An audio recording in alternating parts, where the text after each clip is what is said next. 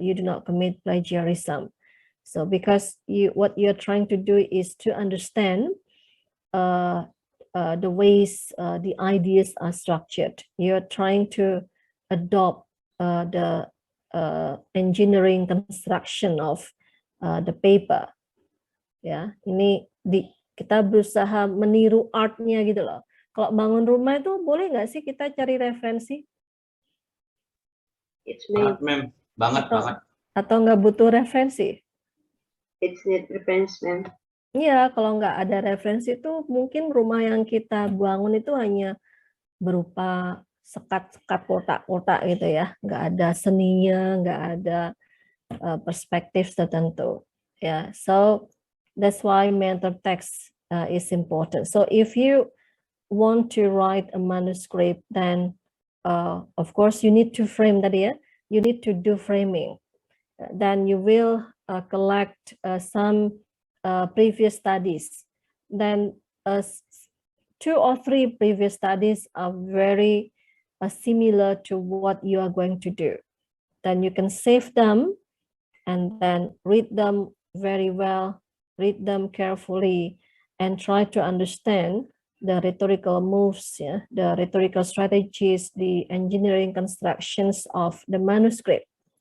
Misalnya abstraknya tuh kayak apa ditulisnya, judulnya, kemudian the introduction sections and so on up to conclusions, yeah. And references, of course, references and in-text citations, yeah, must be written based on a particular referencing style. So it depends on the journal's requirement, ya. Kita nurut jurnal aja. So what is required by the journal? Whether they require you to apply the latest versions of APA, misalnya APA 7, or they require you to apply a particular referencing style which is determined by the journal itself. So you can just always check, yeah, these conventions from the author's guideline provided by the journal. Jadi setiap jurnal tuh pasti punya author's guideline. Ya, kita bisa download itu. So usually I download ya the author's guideline and carefully read the guidelines. Benar-benar harus ekstra dibaca, diplototin gitu ya, mintanya gimana, so that you have to obey the format, the layout, and so on. Itu physical atau face validity ya, face validity dari paper itu harus nurut jurnalnya. Misalnya tadi seperti paper saya dan Bu Arsy, fontnya apa untuk judulnya, untuk abstraknya size-nya berapa, fontnya apa, itu bukan karangan saya gitu. Itu semua nurutin template jurnalnya. Ya, so you can just follow the template. Apakah introduction-nya itu dijadikan satu dengan literature review? Itu juga it depends on the journal. So some journals require you to write the literature review as part of your introductions. Ya, jadi terusan, nggak ada specific heading, ya, nggak ada specific title literature review, nggak ada. Tapi most of journals require us to separate introductions and literature review. Ada different sections gitu ya. Introductions, literature review, method, findings or results and discussions, conclusions and references. Ya, jadi gitu. It is important to understand how experienced writers craft their paper. We can take a look at lexicogrammatical and discursive architecture of meta text. Ini ya, lexicogrammatical and discursive architecture. Jadi bangunan konstruksi engineering-nya tuh gimana gitu ya. Jadi luar biasa sekali sih sebenarnya kalau kita mau memahami itu gitu ya. So practice makes perfect ya. Jadi menulis pun tuh perlu jam terbang, perlu latihan. So if you spend some, if you are willing to spend time for writing, for preparing your publications, then I'm sure you will enjoy the process ya. Nanti lama-lama bisa menikmati dunia menulis ya, dunia publikasi. Dan suddenly you need a lot of time gitu. Ya, jadi sudah punya banyak ide tapi aduh kapan waktunya gitu ya. But yeah, that's a good sign that you start enjoying writing process ya for publications. Nah, publikasi itu perlu ditekuni ya, prosesnya perlu ditekuni. Kalau nggak ditekuni itu males memang. Nulis itu bikin males nggak sih? Banget, Mem. Banget, karena harus baca. Kalau nggak baca ya nggak tahu apa yang mau ditulis, mati gaya. We have no essential ingredients to write ya. Yeah. Nah, so that's my suggestion. So you need to dedicate yourself to write for publications because mungkin ada yang bilang ya saya mungkin besoknya nggak butuh publikasi ya, but at least now because now you are taking a master's degree then you need to graduate after you are able to submit or to prove your submissions. Jadi nanti kalau belum belum publikasi itu ijazahnya asli itu masih ditahan kayaknya ya kalau nggak salah. I think that's the policy. So the university will give you the copy versions of your certificate and your transcript, but they still keep the original ones. Ya semoga sih policy-nya akan berubah gitu ya. Karena sebenarnya policy ini bottleneck juga sih. Bottleneck tuh tahu nggak bottleneck? So this policy results in a bottleneck situations ya. Bottleneck situations tuh ujungnya botol tuh kan kecil, jadi macet di situ. Mahasiswa nggak bisa keluar karena nggak publikasi gitu loh. Akhirnya numpuk ijazah itu belum banyak diambil gitu. I think nggak tahu lah itu kebijakan pimpinan ya. Semoga ya ada solusi yang. Tapi this is not only in UNY ya. This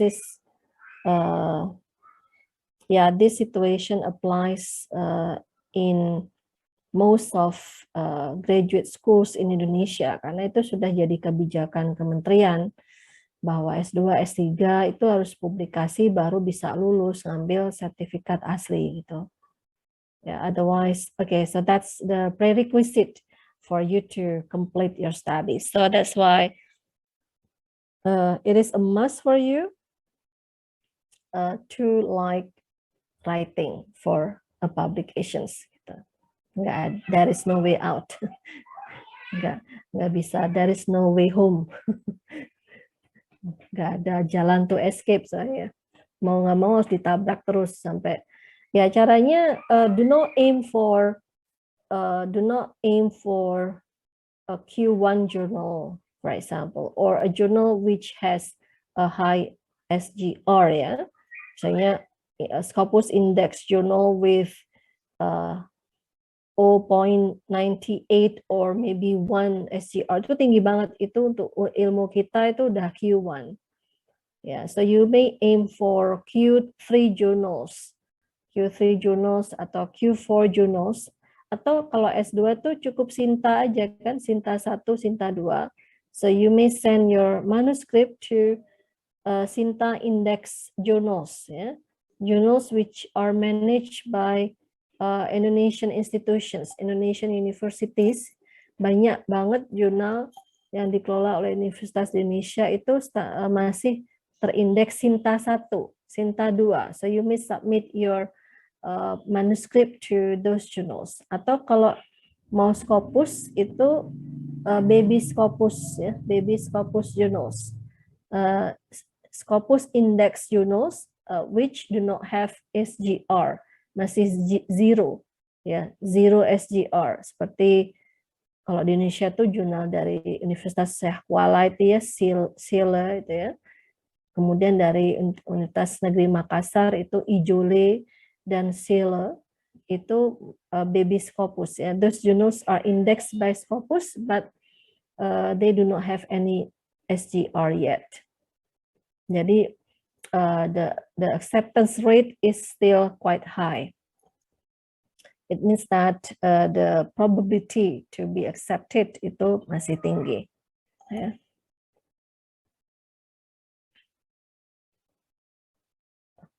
Okay, so let's see the constructions, yeah? The constructions of the introduction sections once again. So this time, the examples are taken from particular articles, ya. Yeah? Yeah. Tapi bidangnya nggak hanya bahasa Inggris sih, right? Okay, let me check.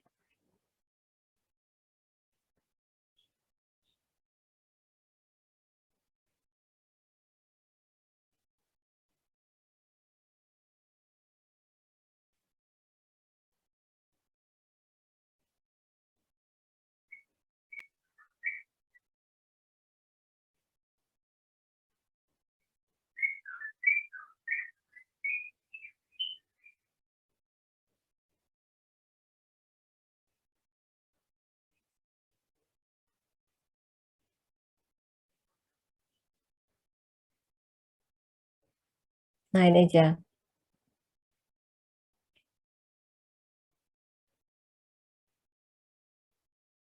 Okay, so this one, okay. So learner satisfactions, yeah, with native and non-native English speaking teachers, teaching competence, and their learning motivations, yeah, a path analytic approach. Okay, so what is the topic of this, the topic or research area underlying this study?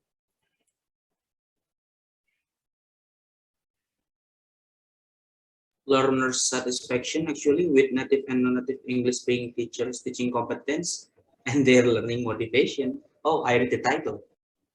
Yeah, okay, so yeah, learner satisfactions, yeah, with native and non-native English speaking teachers, teaching competence, and their learning motivations. Ya, jadi learner satisfactions, ya, with this teaching competence and learning motivations. Jadi tentang learner satisfactions basically. Satisfactions itu selalu tentang perceptions, ya. Ya, jadi itu sebabnya di sini this study, so we can see from the construction of the abstract, yeah, how the construction of the abstract has accommodated the theoretical or conceptual parameters, yeah, underlying the study, yeah, and then also the research focus underlying the study. So this study explored the relationship between learners' perceptions of native and non-native English-speaking teachers' teaching competence and their motivations for learning English as a foreign language. Jadi international journal articles itu always have concise and understandable sentences, ya. Jadi kalimatnya itu malah yang sangat mudah dipahami, tidak roundabout, tidak bertele-tele gitu ya. Itu characteristics of sentences, ya, atau characteristics of sentence constructions in an international journal articles. Jadi jangan menganggap bahwa oh kalau journal articles itu kalimatnya harus yang kompleks, yang sulit dipahami. Enggak. Justru harus yang straightforward to the point, yang harus understandable, easy to understand. Yeah. So this study explored the relationship. Ini adalah the research focus. And we can see that this research focus has been represented in the title, ya kan? So the research focus is represented in the title, ya kan? Benar nggak? Ya. Jadi kita membaca kalimat pertama di dalam abstrak, ini juga merepresentasikan judulnya. Nah, judulnya inilah yang menjadi fokus dari penelitiannya. So the title covers research focus, which represents which represents the theoretical or conceptual constructs underlying the study. Yeah. Okay, and then the second one is methodology. Yeah, so first we have research focus, and then methodology, and then we have research results, and finally research implications. Yeah, yeah. So usually, yeah. So the rhetorical strategies of an abstract are more or less like this. Yeah. So these are the basic informations that we have to write in our abstract. Ya, jadi it depends on the length of the abstract. Yeah. If the journal requires you to write a 150 words abstract, yeah. So basically, you are only able to write the research focus, the methodology, and the results atau the findings. So it's not possible for you to write the implications and a bit about the research background. Tapi kalau boleh sampai 250 kata sebelum research focus, we can add one sentence, yeah, representing the research background. Yeah, our critical synthesis, yeah, representing the background of the study, and after that the research focus, the methodology, the findings or the results and implications. Itu kalau versi lengkapnya, kalau bisa sampai 250 kata ya, it's possible to do so. Otherwise, you can just write down the research focus, the methodology, and the findings. Yeah.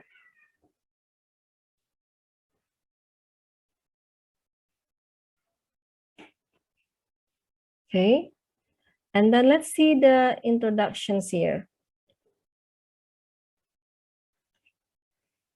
Yeah, so research has recognized motivation as one of the most important predictors for success in learning English as a second language or as a foreign language. Motivation is affected by and closely related to internal factors of individual language learners. For example, Allen, Gardner, blah, blah, blah. Ya, sampai kemudian Knowles, Pelletier, Clement, and Vallerand. And external factors in social, cultural, and learning context, for example, siapa? Yeah, language teachers play a vital role in motivating learners during their language learning. For example, this one. These teachers play many roles in the EFL context, such as initiator, facilitator, model, and motivator. Therefore, by virtue of their pivotal role in the EFL learning and teaching process, teachers have a significant influence on learners' motivational quality and intensity in English learning in ways that mediate learners' motivations and development. Yeah. Jadi, this is the first paragraph. So we can see that in the first paragraph, the authors have developed a strong empirical context, yeah? Strong empirical context and full of their synthesis about what has been going on in the areas of the role of teachers, yeah, in supporting students or learners motivations, ya kan? Role-nya ini, ya. Apa? Karena judulnya ini kan learner satisfactions, ya. Ini terkait dengan teachers teaching competence and their learning motivations. Ya. Okay. Jadi teachers' roles in motivating students, ya. Teachers' roles in teachers' roles as initiators, facilitators, and so on. Jadi intinya framingnya nih dari empirical context yang terkait dengan apa? Motivations nih ya. Research has recognized motivations as one of the most important predictors for success in learning. Nah, ini dimulai dari angle-nya atau framing-nya dari motivasi dulu. Motivasi kemudian dikaitkan dengan competence juga ya. Let's see.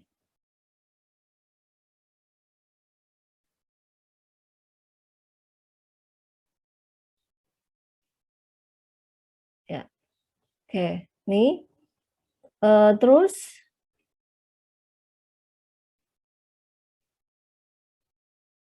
ya, teachers in EFL context are a complicated group in that they consist of native English speaking teachers and non-English speaking teachers. Ini mulai menyentuh area NES and ya, NESTs and NESTs ya. Then previous research on EFL teachers has tended to focus on the perceptions of the differences between NESTs and NESTs from the perspectives of learners and instructors respectively. Jadi empirical evidence atau empirical context in the area of perceptions, ya, perceptions of the differences between NESTs and NESTs. Jadi tadi kalau yang di paragraf pertama adalah framing tentang motivations ya, research on learners motivations. Terus yang kedua adalah empirical context yang terkait dengan perceptions of the differences between NESTs and NESTs. Jadi kita lihat kompleksitas framingnya ya, kompleksitas framingnya karena research fokusnya juga kompleks kan ya, learner satisfactions atau perceptions with native and non-native English speaking teachers, teaching competence, and their learning motivations. Their learning motivation itu motivasinya siapa? Students, ma'am. Learner. Learners ya, bukan teachers ya, tapi learners learning motivations. Jadi perceptions ya, about native and non-native English speaking teachers, teaching competence, and learners learning motivations. Jadi ada dua fokus itu kan yang harus disorot ya. Framingnya gimana ini? Ya. Nah, terus apa? Jadi apa? What has been confirmed in this research ya, concerning learners perceptions ya? Learners perceptions of NESTs and NESTs. Ya. Terus ini gapnya. Although some studies suggest that their perceptions of NESTs and NESTs might influence learners' English learning motivations, ya, to our knowledge, there has been no empirical study to corroborate that claim. Jadi di sini ada argument, although some studies suggest tidak exactly confirm about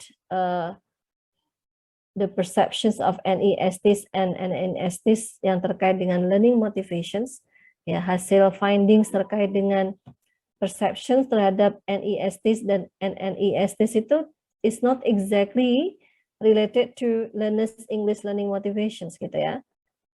Bukan not exactly, to some extent itu mengarah ke sana, but it's not specifically investigated actually, yeah. So this relation is not specifically investigated. Itu sebabnya they argue that there has been no empirical study to corroborate that claim. Tahu ya maksudnya ya? Jadi nyerempet gitu hasilnya terkait dengan English learning motivations, tapi the relations between perceptions of NESTs and NESTs and learning motivation itu enggak specifically investigated. Jadi belum ada empirical study yang bisa corroborating that claim. Nah, ini gapnya di sini, gapnya. So this study intends to bridge this gap by investigating the relationship between EFL learner satisfactions with NESTs and NESTs, teaching competence, and their English learning motivations. Nah, inilah why this research is important to do, because there is a gap over there. Nah, ini research gap, and juga research focus. Research focusnya apa? Investigating the relationship between EFL learner satisfactions with NESTs and NESTs teaching competence and their English learning motivations. Gitu ya. Tuh. Kemudian, furthermore, EFL learning is mainly confined to the classroom. Sebentar.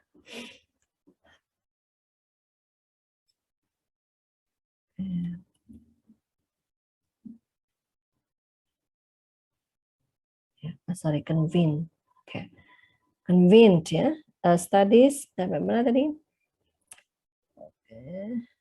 Ini ya, is mainly convened to the classroom context. EFL teachers, blah blah blah. Nah ini apa? Studies have found that EFL teachers teaching behavior can influence students, blah blah blah, and teaching activities. Ya, ini more empirical evidence ya, supporting this. However, whether or not EFL teachers teaching behaviors, okay. Whether or not EFL teachers teaching behaviors are successful depends on the extent to which the learners are satisfied with this teachers teaching competence. Ini more empirical evidence, yeah, which support ini the relations of teaching competence and learners learning motivations. Yeah. Kemudian, therefore, it is meaningful and significant to explore possible relationships between EFL learner satisfactions with NESTs and NESTs teaching competence and the learners' English learning motivations. Gitu. That's it. Jadi ini therefore it is meaningful. Ini apa ini? Berarti the urgency ya, the urgency of the research ya. Jadi the argument, the author's argument concerning the urgency of conducting the research ya. Jadi the rhetorical moves ya itu ada empirical konteksnya and the arguments ya which synthesize the relationships of learners perceptions and motivations ya. Kemudian setelah itu empirical context concerning learners perceptions ya of NESTs and NESTs ya, dan hubungannya dengan learners learning motivations. Kemudian research gap, kemudian research focus, kemudian empirical evidence which supports the urgency of relating learners' perceptions of NESTs and NNESTs and teaching competence. Ya, kalau tadi kan baru dibahas motivation ya. Nah, teaching competence-nya setelah research gap-nya itu baru ditekankan di situ. Terus baru kemudian statement which emphasizes on the importance of conducting this research. Jadi another argument which emphasizes on the importance of the study. Oke, itu. Jadi ada ya basic rhetorical moves introduction-nya ada kan. Jadi ada topic or research area, kemudian ada konteks ya, konteksnya bisa theoretical context, bisa empirical context, bisa practical or actual context ya. Setelah itu ada gap, kemudian research aim, research focus ya, dan research contributions atau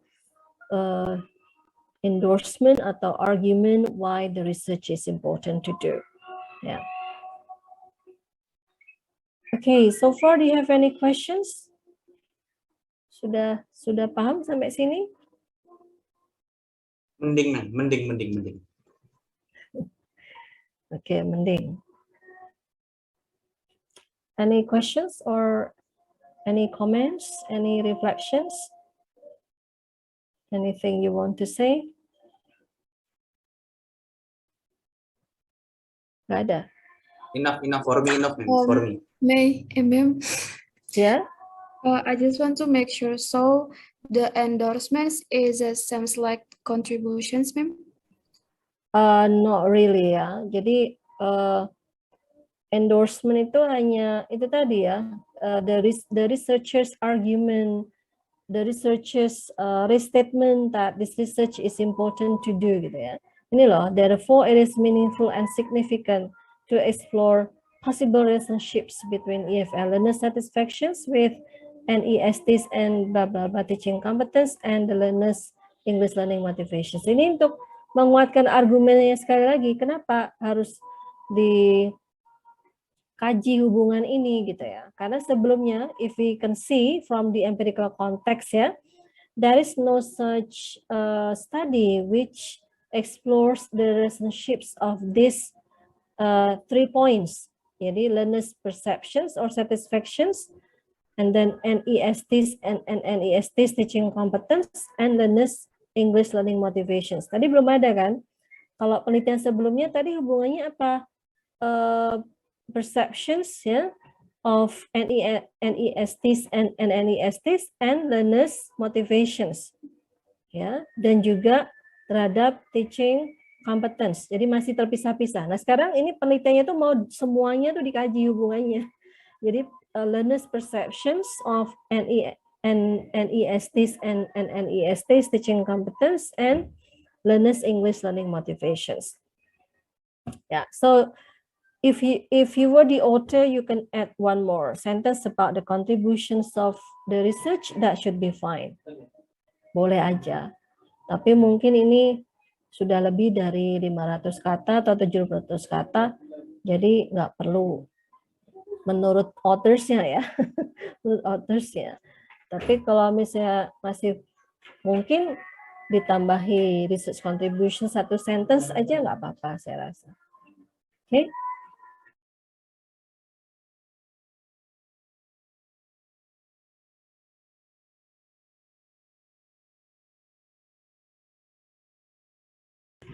Yeah, anything else? Yes, ma'am. Question, please. Yeah. My question is how it is possible to make a research paper with a different field study, something like that. And if yes, how we find a research gap if we make 2 different field of study in our research. And since I'm eager to make a research with the current issue like pengaruh kelangkaan minyak goreng terhadap motivasi teachers in teaching English, something like that maybe. Thank you. Maksudnya gimana sih? What different field? Yeah, if we made some one of a research about the with a different study field, like if I want to make combining economic fields and also education, it's possible to make it. And if yes, how we make how we find a research gap about it. Okay, what do you mean by a different field? Yeah? Maybe if I need to make a essay like for kelangkaan minyak goreng and motivations to the teacher to teach English, it will be 2 different kinds of study fields. I mean something like that. It will be maybe minyak goreng. It will be in the economic fields and also in education for teachers, something like that. Ya, berarti Anda harus mencari penelitian tentang dampak minyak goreng terhadap learners learning motivation misalnya, atau terhadap teaching motivations misalnya. Gitu aja. Everything is always possible as long as you can develop a clear context underlying your study. As I told you that we cannot say that this research is out of the blue gitu ya. Your research is coming out of the blue gitu, nggak mungkin suddenly suddenly, we cannot say that this research is suddenly important to do. You need to argue. So you may do a research from a transdisciplinary approach. Yeah? So by following interdisciplinary approach or transdisciplinary approach, ya, boleh aja kalau mau interdisciplinary atau transdisciplinary. Misal kalau research on critical discourse analysis, ya, so CDA research is always transdisciplinary atau interdisciplinary. So we do not only focus on language and the use of language, yeah, but we also go beyond this, yeah. So such as discussing, for example, psychological dimensions of something, or social dimensions of something, or socio-cultural dimensions of something. Jadi ada lintas keilmuan gitu. Jadi ada unsur ilmu politiknya, ilmu sosial, mungkin psikologi, and so on. But the more complex, the more the focus is complex, yeah. The more challenging you have to develop your context, yeah, the context of your study. Itu. Does it answer your questions? Yes, it will. Thank you. Yeah. Okay. Any other questions? Okay, so if there is no more questions, then it's time for you to start practicing. Ya, sudah harus nulis ya. Are you ready to write? Yeah, to read and to write. Yeah, so you have to start thinking about what you want to write and start navigating relevant references, yeah, and start developing clear context underlying your study, and then identifying the gap, and then formulating the research aim, the research focus, and research contributions. Gitu. So you can start thinking about the research area or the research topic you want to write. Kalau bisa itu yang berhubungan dengan your thesis ya. Gitu.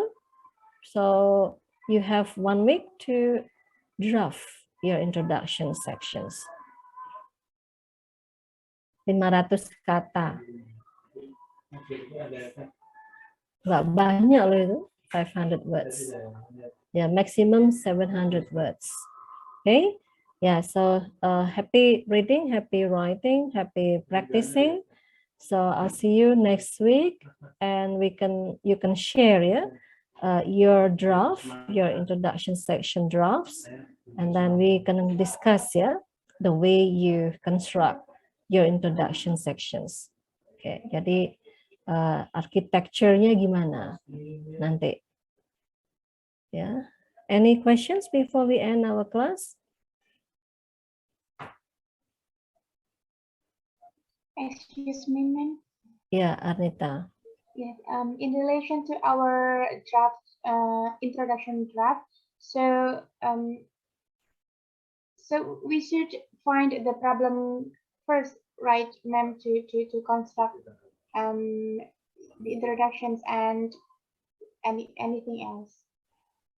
Problemnya itu bisa yang ada jadi sebenarnya konteks ya. So the problems have been covered in the actual context. Jadi problem itu nggak harus dicari-cari. So what has been confirmed in the previous studies, and what have been going on in the reality.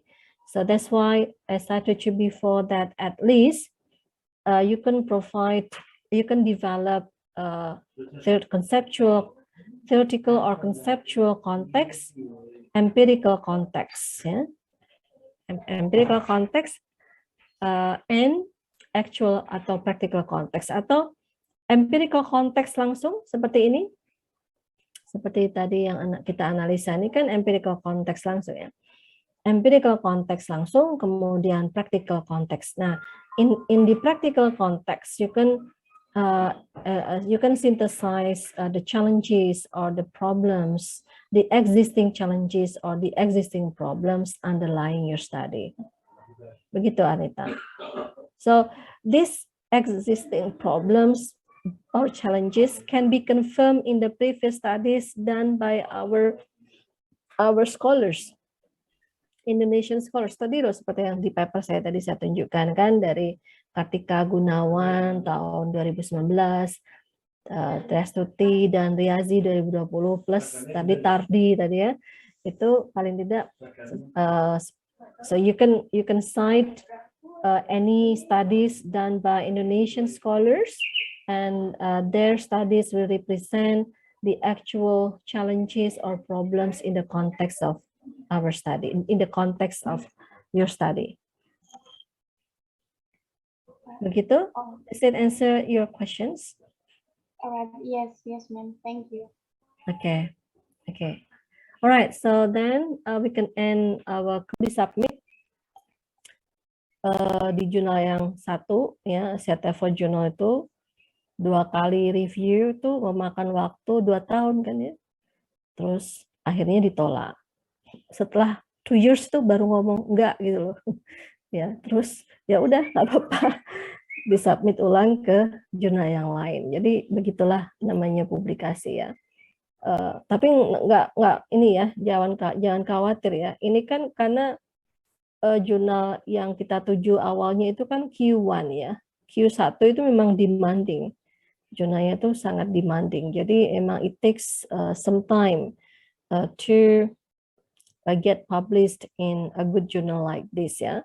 Tapi kalau di jurnal Scopus yang misalnya Q3 atau Q4 tidak sedemanding Q1 tentunya, so you may have a response from the editor in less than 6 months probably.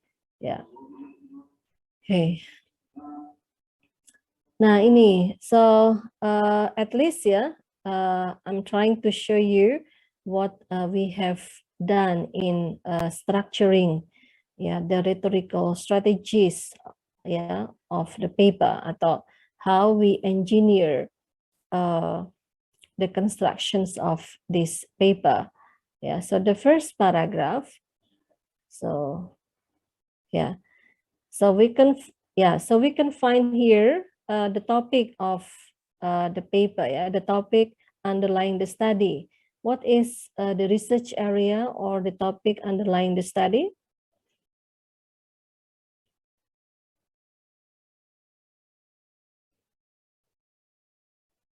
Yeah.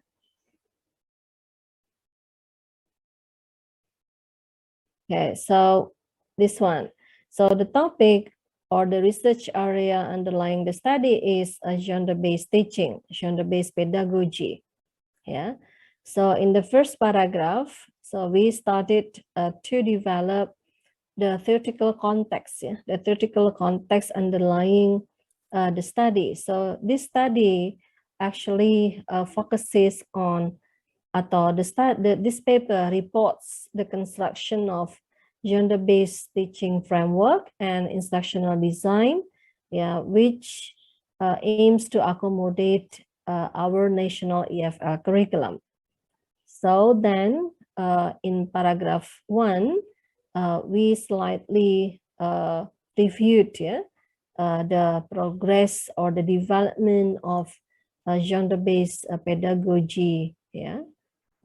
Okay, so this is the theoretical context. Jadi mulai it dates back from its early emergence in Australia, blah blah, up to each of the schools has contributed to a growing body of research on how gender-based pedagogy can be translated into different curriculum practices. So this is the theoretical context. And then after this, on the second paragraph, this one, particularly in systemic functional linguistics, SFL informed gender-based pedagogy, scholars in the field of applied linguistics and blah, blah, blah. Up to this, So in the second paragraph, in the second paragraph, we develop the empirical context underlying the study. So we want to show to the readers the innovations in here, the innovations of the GBT cycles, yeah. So the innovations of gender-based teaching and learning cycles that have been done in the previous studies. Jadi siapa sih yang melakukan penelitian dalam bidang gender-based teaching, tetapi melakukan inovasi pada siklusnya, ya? Because this study actually reported the innovations of gender-based teaching cycle, ya, to accommodate our national EFL curriculum. Nah, jadi fokusnya tadi pada ini. The construction of gender-based teaching framework and instructional design for accommodating a demanding EFL curriculum itu sebenarnya kurikulum 2013 ya. Kita bilangnya di sini klaimnya sebagai demanding EFL curriculum. Why demanding nanti dijelaskan di bawah. Nah, ini ternyata ada previous studies yang melakukan previous studies ya, which have made innovations, innovations on the gender-based teaching and learning cycles. Misalnya Albino 2017, Burns dan sebagainya sampai ya sudah 2011. Yeah, so these scholars have made some innovations within a gender-based teaching cycles, for teaching genres, for teaching genres as well as for developing English language skills. Ya, gitu. Nah, ini ya itu gitu. Ini adalah dimaksudkan sebagai empirical konteksnya. And then next, in the third paragraph, in Indonesia, nah sebelum masuk ke sini, ini ada pembukanya, entry point-nya di sini ya.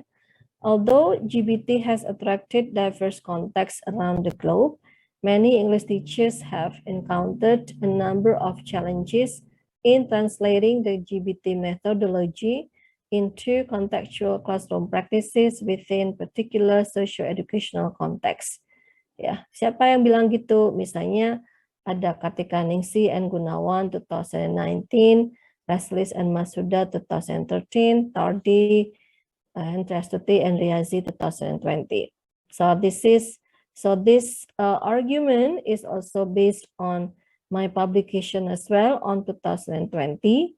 Yeah, so in that publications I reported the portrait of text-based teaching in the Indonesian EFL context. Ya. Jadi sintesanya sama bahwa secara keseluruhan itu a number of challenges in translating the GBT methodology into contextual classroom practices. Jadi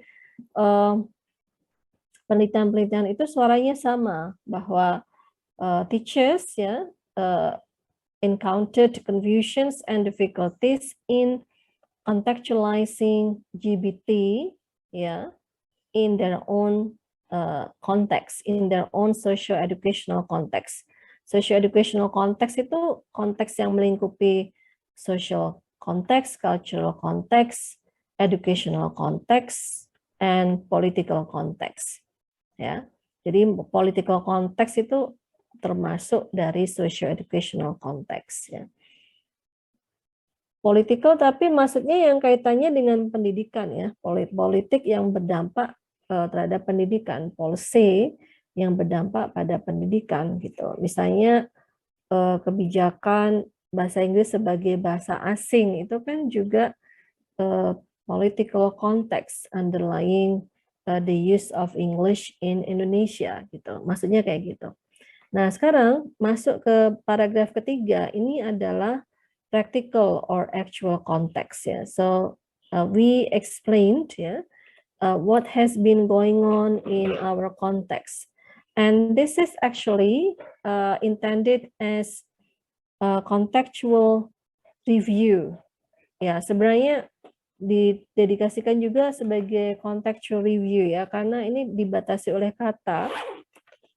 Jadi saya terutama susah sekali mau menyisakan satu literature review itu yang khusus untuk konteks Indonesia gitu ya. Misalnya mereview genre-based teaching in Indonesian EFL konteks. Harusnya ada itu ya. Harus ada review itu. Tapi nggak cukup ya. Ini aja udah 8.000 lebih ya. Semoga diterima oleh editornya gitu. Padahal maksimal harus 8.000 gitu kan. Jadi ya ini practical or actual context ini hopefully is considered sufficient to provide contextual explanations on what has been going on in Indonesia gitu ya. What has been going on in English language teaching in Indonesia. Nah, ini ada paragraf seperti ini ya. Jadi in Indonesia, the 2013 Indonesian EFL curriculum has required Indonesian EFL teachers to teach several genres while integrating de-mandated content such as character values, blah, blah, blah, including 4Cs into their instructions. Having been explicitly stated in the formulations of the core and basic competencies of the 2013 curriculum, Indonesian EFL teachers are expected to teach particular school genres while addressing these other curricular objectives. Nah, ini what is actually about. Ini menceritakan tantangan pembelajaran bahasa Inggris ya berdasarkan kurikulum 2013 itu loh. Pembelajaran berbasis teks tentunya ya, yang berdasarkan kurikulum 2013 ya. Jadi ada unclear directions ya. These unclear directions, jadi ada demands tapi unclear directions ya. Ya, jadi not sufficiently supported by a clear framework. Berarti kan nggak ada directions. This unclear direction is evident in teachers' confusions in putting GBT into practices ya, since its adoption in 2004 dan sebagainya. Ya. Nah, ini. Jadi ini menjelaskan challenges, problems ya, in the actual or practical konteksnya gimana. Nah, sekarang gapnya ini. Jadi as such, a GBT framework followed by a GBT instructional design model for guiding teachers to enact their GBT as mandated by the current Indonesian EFL curriculum is needed. Although a number of aforementioned studies on GBT have made particular modifications of the GBT cycle, such modified cycles are not intended to accommodate the demands or expectations of particular national curricula. So, nah ini gapnya di sini. Jadi we are arguing that the previous modifications on the GBT cycles are not actually intended to accommodate the demands or expectations of particular national curricula. Jadi untuk pembelajaran berbasis genre aja di berbagai konteks, tapi tidak atau belum untuk mengakomodasikan kebutuhan kurikulum. That's our gap. Gap itu siapa sih yang menentukan? Apakah gap itu ada di paper yang kita rujuk? Who should? Possible. Yeah, but still, who should identify the gap? The author. Yes, of course, the authors, the researchers themselves. Yeah. So this is part of your arguments. Yeah. So that's why from the beginning you have to frame, you have to develop framing. Baik itu dari theoretical framing, empirical framing, practical or actual framing, ya, theoretical, conceptual, empirical, practical framing. Ya, jadi 4 itu ya tidak harus ada semuanya ya, tapi theoretical and empirical, theoretical or conceptual and empirical konteks itu harus ada. Ya. Karena itu framing pokoknya itu ya. Kalau practical or actual context bisa jadi di review di bagian literature review khusus ada misalnya tadi ya gender-based teaching in Indonesian CFL context itu sebenarnya bagian dari contextual framing, bagian dari contextual framing. Jadi boleh ditempatkan di introductions atau boleh secara khusus ditempatkan di literature review. It depends on what you need. Ya, it depends on ini artnya di sini, seninya, tergantung kitanya aja mau nempatin di mana, tergantung urgensinya gitu ya. Ya, tapi kalau theoretical or conceptual and empirical context itu nggak boleh ditawar, itu harus ada. Kalau nggak ada, then how can we argue the importance of our study? Ya, what is the rationale of conducting our study? Jadi kayak tiba-tiba penelitian kita ada gitu ya. Kayak pembaca tidak diberi pemahaman yang cukup what has been going on ya in the field ya in relations to this research area. Kan nggak mungkin out of the blue our research is important. So you need to argue why your research is important to do, why your research is essential, urgent to conduct ya. Okay, and then with this in mind, as part of a larger design-based study, this paper reports the process of constructing a useful framework of GBT with principled eclecticism and its instructional design model to further guide the design of GBT practices for teaching genres at Indonesian secondary schools.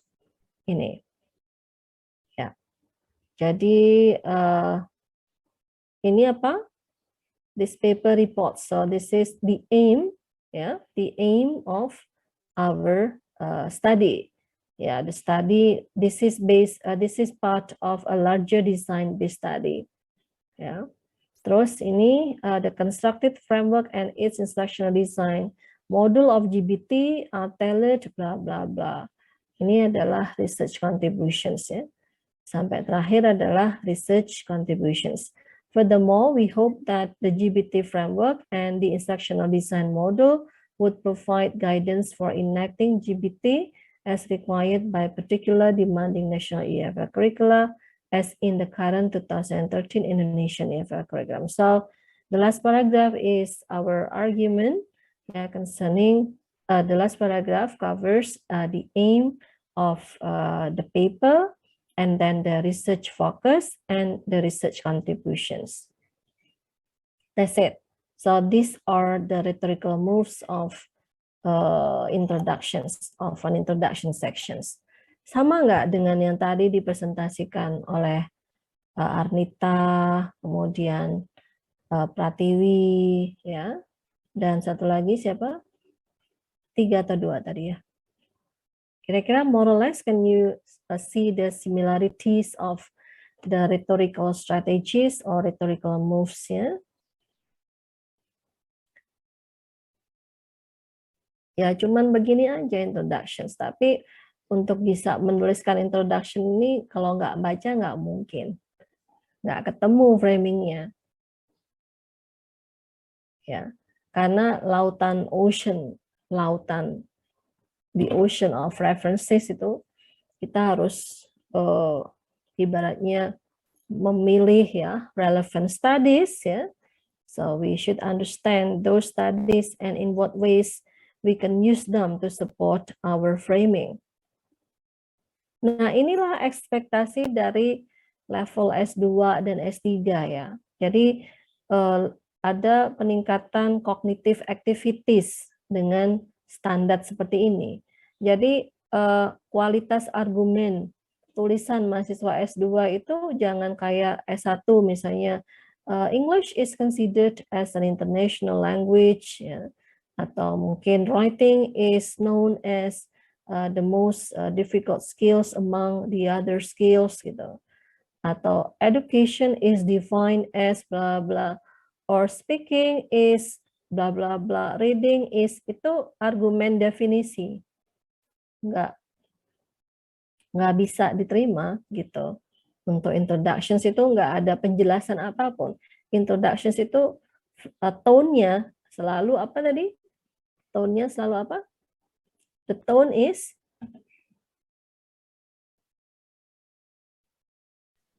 Analyzing, ma'am. Analyzing, synthesizing gitu. okay, analyzing, comparing, contrasting, evaluating, and finally synthesizing. Jadi you must be able to write your critical synthesis. Synthesis itu kayak apa sih? Synthesis itu kayak gini loh. Misalnya, nih ya, it dates back from its early emergence in Australia in the 1980s, bla bla ya. Terus, misalnya ini, to its further development in such schools of thought as systemic functional linguistics, for example, Christie and Martin, bla bla, Humphrey and McNaught, Martin, bla bla, sampai Rotary and Stanglin. So you try to combine similar voices or the same voices from different resources. Itu namanya sintesis. Ya, supaya bisa mensintesa, berarti kan harus membaca lebih dari satu sumber. Ya, kemudian kita berusaha mencari comparing and contrasting tadi ya. Comparing and contrasting those different voices. Oh, itu voice-nya tuh sebenarnya sama, serupa, atau different. Ya, what are those scholars' voices actually? Then you synthesize. Ya, misalnya ini, misalnya apa lagi ya?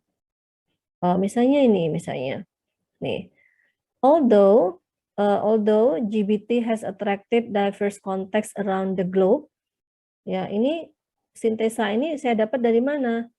Oh, dari Emilia and Hamid. Tapi sebenarnya masih ada satu studi yang menyatakan yang sama, karena Emilia and Hamid itu juga taunya dari penelitian itu ya. Cuman kenapa nggak saya sebutin ya? Lupa saya. Ya, harusnya ada Christie ini ya. Ini Christie. Ini Christie itu malah mbah buyutnya gitu loh. Ibaratnya Emilia ini Emilia itu mahasiswa S3-nya Christie gitu kan. Jadi si Emilia, Bu Emilia ini taunya dari Christie gitu. Cuman saya kok lupa. Nggak apa-apa lah. Nanti kalau semoga ada kesempatan revisi terus nanti bisa saya tambahin. Ya. Terus many English teachers have encountered a number of challenges in translating the GPT methodology into contextual classroom practices, ya, within particular socio-educational context. Ini itu sintesa ini itu saya dapat dari penelitiannya siapa aja? Oh, dari penelitiannya Kartika Ningsih dan Gunawan, Raslis and Matsuda dan sebagainya sampai Trestuti and Riasi 2020. Yeah, so from these previous studies, we have understood the same voice, yeah, that English teachers have encountered problems, difficulties, challenges in translating, in contextualizing, yeah, the GBT methodology into their own classroom practices. Nah, itu namanya sintesa. Nah, dari awal sampai akhir, apakah tone-nya itu ada yang menjelaskan? Tone-nya ada yang menjelaskan, mendeskripsikan, mempresentasikan, listing, membuat daftar, mendefinisikan? Nggak ada. Nggak ada.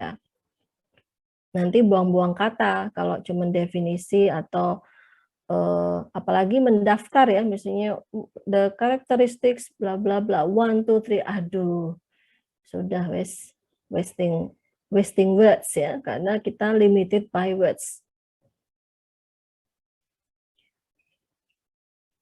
Okay, that's it. So far you have any questions? Ini sekaligus kita membahas sudah masuk ke introductions ya. Kita sudah masuk ke the rhetorical strategies or rhetorical moves of introduction sections. So far, do you have any questions?